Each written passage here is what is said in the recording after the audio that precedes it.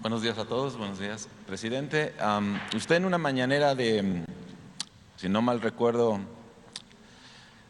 Baja California, mencionó que cuando se retire va a trabajar en 2 libros, o eso es lo que yo entendí en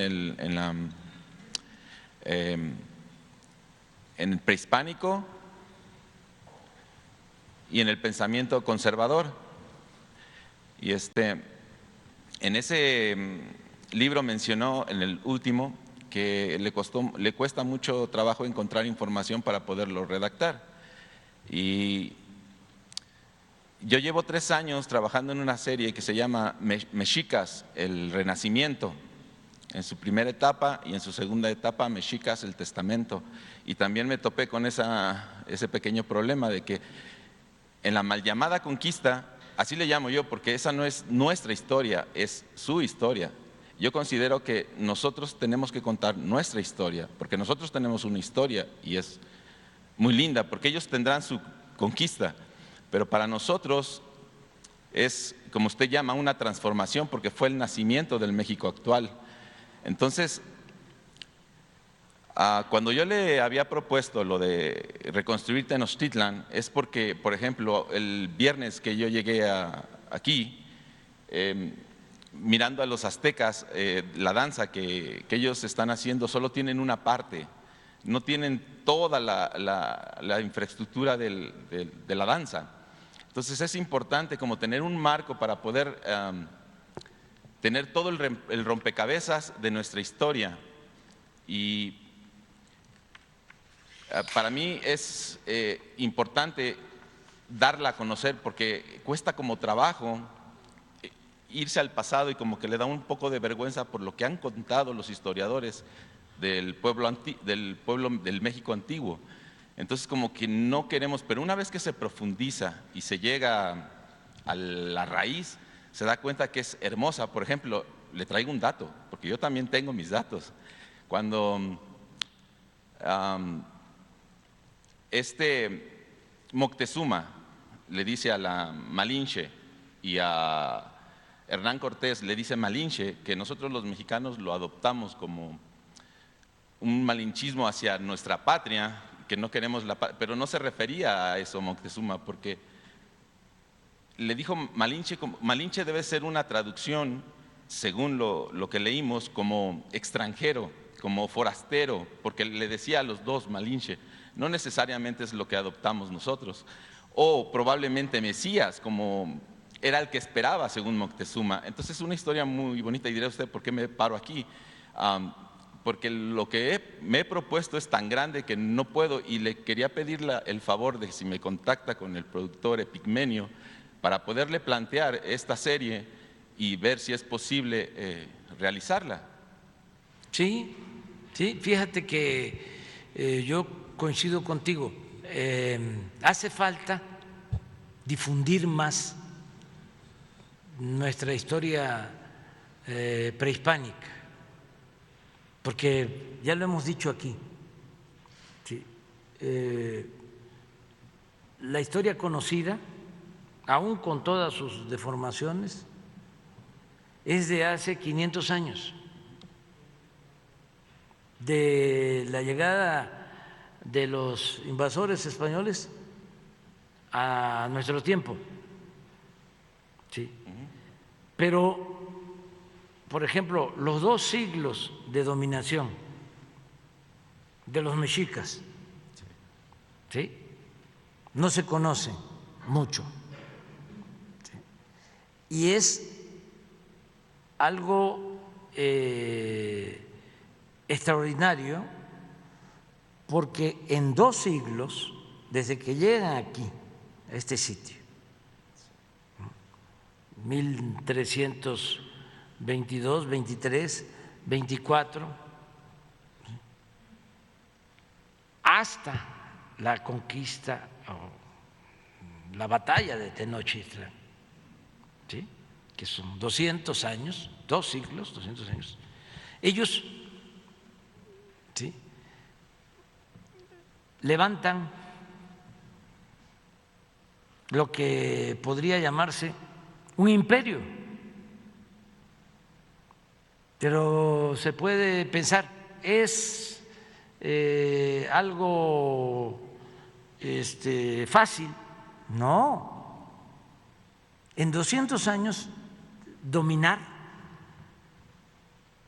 lo que es México actualmente y parte de Centroamérica, sí, hasta Panamá, hasta el Darién, sí, tener todo el dominio en 2 siglos. Imagínense, tenemos alrededor de 2.500 municipios, 2.500, y la mitad tienen nombre náhuatl. Sí. Y hay nombre náhuatl en la región zapoteca y en la región maya y en la región chichimeca, en el norte, en el centro, en el sur.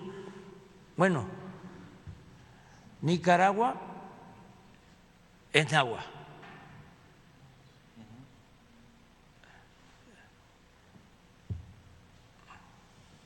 Juchitán es náhuatl.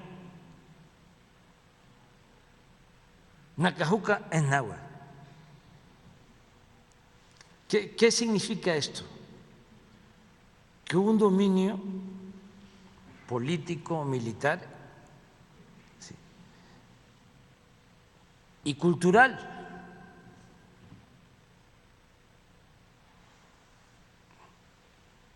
Porque desde luego que debajo del nombre náhuatl está el nombre zapoteco. Y todavía seguramente en Juchitán no dicen voy a Juchitán, deben de utilizar el nombre antiguo. En Nacajuca no dicen voy a Nacajuca, voy a Yocotán. Abajo está, son como capas. Pero los 200 años de dominación, sí, mexica significó un predominio completo, ¿sí? Formado por esta triple alianza. Y de esplendor. Entonces dicen, bueno,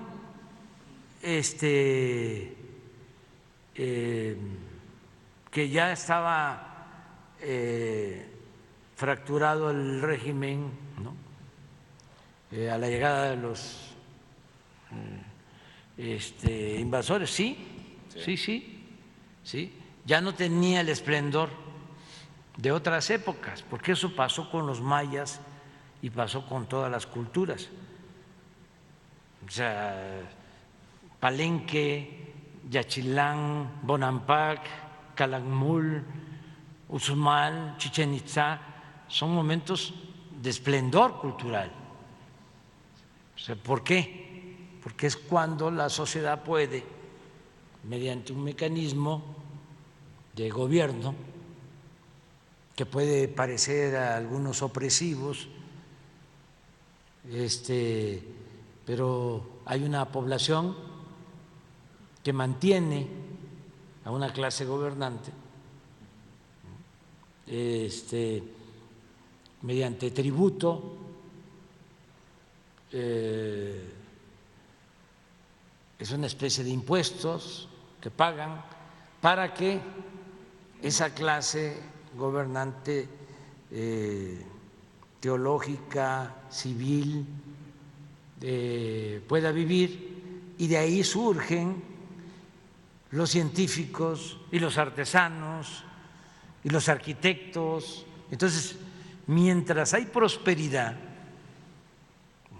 es un estado próspero, desarrollado, ¿sí? Hay también esplendor cultural. Cuando por problemas internos entre los mismos habitantes de estas culturas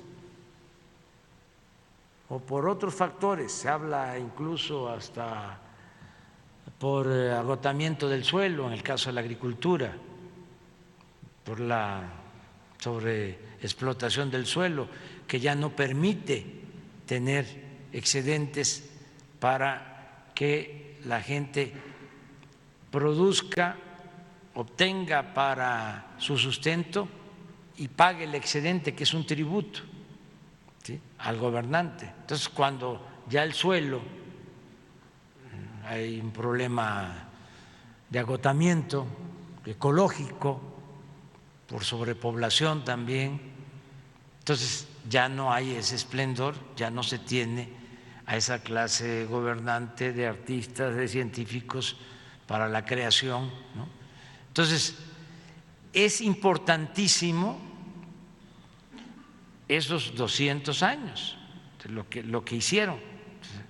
Entonces se fueron desgastando, de modo que cuando llegan los conquistadores, pues ya pueden hacer alianzas con otros que ya les competían, porque ya no tenían los mexicas el mismo poderío que llegaron a tener en la época de auge, de esplendor.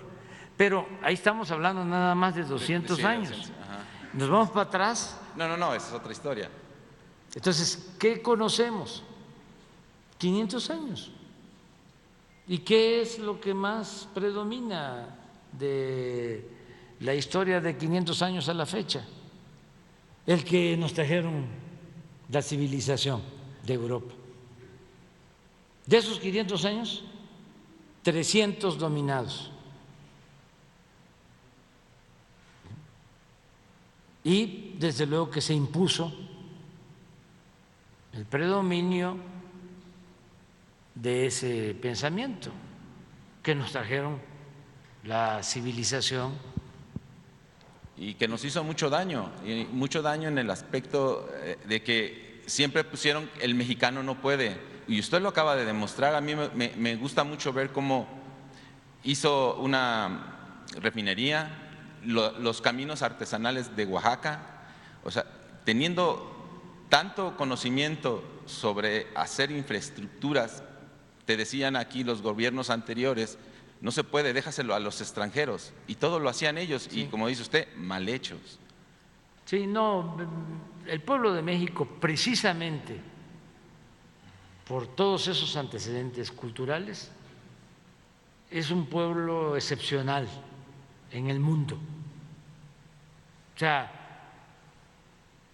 la grandeza de México está en sus culturas,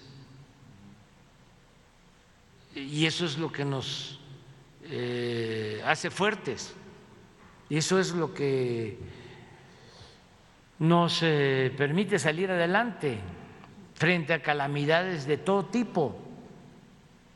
Por eso es muy fuerte nuestro país, extraordinariamente fuerte, excepcional, y hacía falta nada más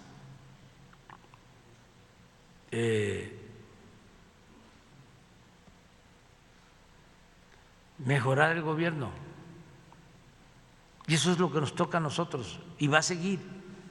Y en la medida de que se mejore el gobierno, va a seguir renaciendo México. Inclusive una cosa, perdón que lo interrumpa, aquí se celebraba lo mismo que hoy se celebra hace 800 años. Aquí venían a gente de todo alrededor a exponer los problemas a los gobernantes que estaban en ese entonces.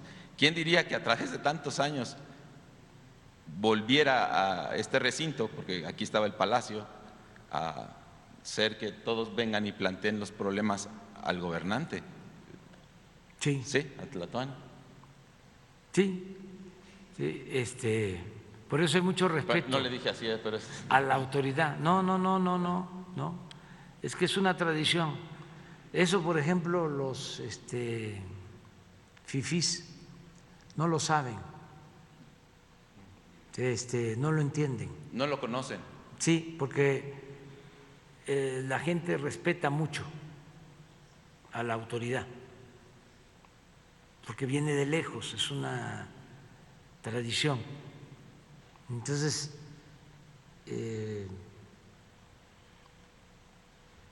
se piensa que la gente no tiene por qué respetar a la autoridad, y eso no se ve bien, no lo ven bien. Cuando un crítico se excede, se le revierte, porque sí hay mucho respeto por la autoridad, y lo que hay que buscar es pues que ese respeto, ¿no?, se mantenga a partir de el recto proceder de la autoridad, que se gane el respeto, ¿no?, la autoridad. Pero pues qué bien que estás haciendo ese trabajo. Y sí, Epigmenio, yo estoy recomendando que para lo del Tren Maya se haga un documental, porque es una nación, es que es una cosa impresionante, impresionante, los sitios arqueológicos, lo que hay de riqueza artística, cultural. Y hubo un tiempo en que se pensaba mucho que estas edificaciones, sobre todo las coloniales, en templos, ¿sí?, que además son bellísimos, va uno a Oaxaca o a Zacatecas o a San Luis o a Guanajuato, entonces es muy bella la arquitectura, pero se exaltó tanto, ¿sí?, que se menospreció la arquitectura prehispánica. También los descubrimientos arqueológicos son recientes, o sea, básicamente del Porfiriato a la fecha, que empezaron a descubrirse las principales zonas arqueológicas. Entonces, muchos escritores de esa época, ¿sí?, exaltaron la belleza que sin duda tienen los templos, ¿sí?, los edificios coloniales, pero no le dieron importancia a lo que llamaron las ruinas siempre. Entonces, cuando se va a Calakmul o a Chichén Itzá o a Palenque y se ve lo majestuoso de esos centros, de esas ciudades, la belleza,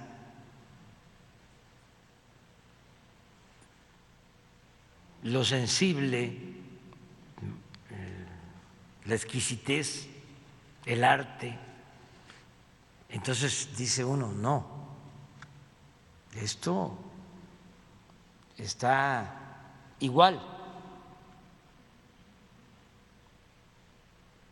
Y es cuando empieza uno a ver que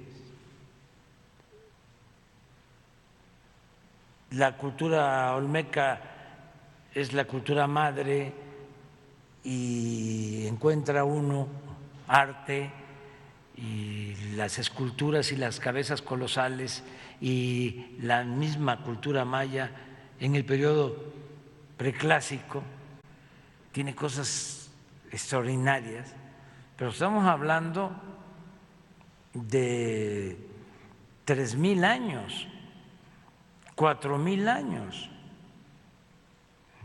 a nuestros días. Entonces, de 4,000 años a 500, ya hay una diferencia. Y hay cosas que tenemos nosotros, los mexicanos, que no hemos perdido, ¿sí?, que vienen, desde luego, de antes de la invasión europea. Y eso es un distintivo. Eso nos hace diferentes y eso también nos dan la fortaleza cultural, por ejemplo, la creatividad de los trabajadores. ¿De dónde viene? ¿De dónde viene que en Estados Unidos los trabajadores más deseados son los trabajadores mexicanos, los migrantes mexicanos? ¿De dónde viene eso? ¿De dónde viene el que en la industria de la construcción los mejores obreros son los que tienen que ver con la Mixteca o con la zona tolteca? Hasta la fecha, los trabajadores de la construcción de Hidalgo que trabajan aquí en la Ciudad de México son artistas, los fierreros, los que arman las estructuras para las columnas. ¿De dónde viene eso? O sea, es de sentirnos muy orgullosos y que habían logrado que nos avergonzáramos de ese pasado glorioso, excepcional, porque el que domina busca negar, ¿no?, al oprimido. Te vengo a civilizar, porque tú eres un bárbaro. No, por eso el rescatar nuestra historia, nuestra cultura, estos neoliberales querían acabar con la historia. Yo les comentaba, ya no hacían los desfiles, ya no importaban los héroes,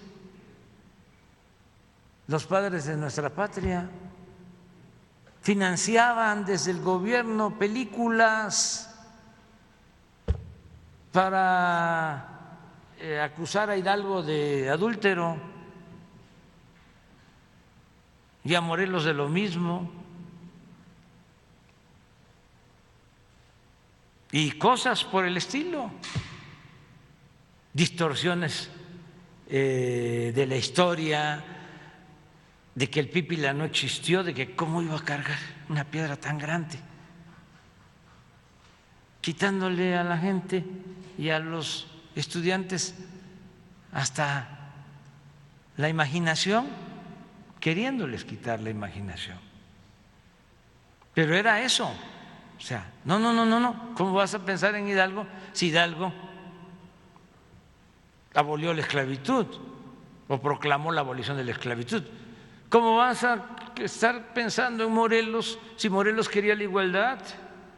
¿Cómo vas a estar pensando en Juárez si Juárez enfrentó a los invasores?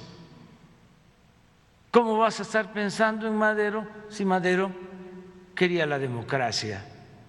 ¿Cómo vas a estar pensando en Zapata si quería que se entregara la tierra a los campesinos y que la tierra era de quien la trabaja? ¿Cómo vas a estar pensando en Villa si era un bandolero? ¿Cómo vas a estar pensando en el general Cárdenas si estábamos re bien con la Compañía El Águila, con las empresas petroleras extranjeras? Pero veamos en los libros de este Martín Moreno y de todos estos. Ahí está. Olvídate de eso. Ve hacia adelante. Ya, ¿no? No, sí. Ahí está la fuente de nuestro conocimiento, de nuestra sabiduría. Ahí está el camino a seguir. Ese es el humanismo mexicano. Ese es nuestro modelo. ¿Dónde vamos a tener una historia tan fecunda como la nuestra? Con todo respeto. Bueno, vámonos a desayunar. Mañana.